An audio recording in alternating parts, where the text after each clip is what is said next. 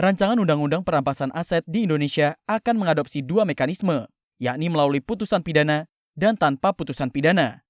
Komisi 3 DPR RI menegaskan pentingnya penetapan batasan yang jelas dalam penggunaan metode tanpa putusan pidana agar tidak menimbulkan persoalan hukum, serta tetap menjunjung prinsip kehati-hatian dalam penegakan hukum.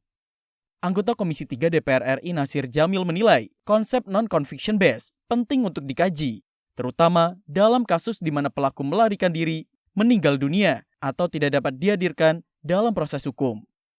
Namun, perlu adanya batasan yang jelas serta antisipasi resiko dalam penerapannya agar dilakukan secara hati-hati sehingga tidak terjadi penyalahgunaan kewenangan oleh lembaga yang menjalankannya. Di dalam hukum acara pidana kita saat ini, yang ada itu adalah conviction based, artinya putusan pidana bukan putusan pengadilan. Jadi perampasan itu dilakukan setelah ada putusan pidana.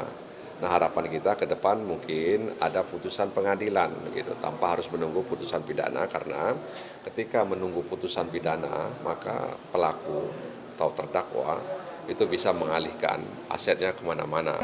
Aturan-aturan mengenai perampasan aset ini tersebar di beberapa undang-undang. Nah, itu kan harus diharmonisasikan, harus disinkronisasikan, sehingga kemudian kita akan tempatkan dalam satu undang-undang yang spesialis.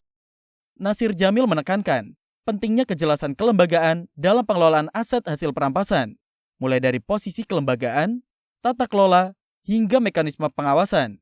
Elvi dan Yoga, TVR Parlemen, melaporkan.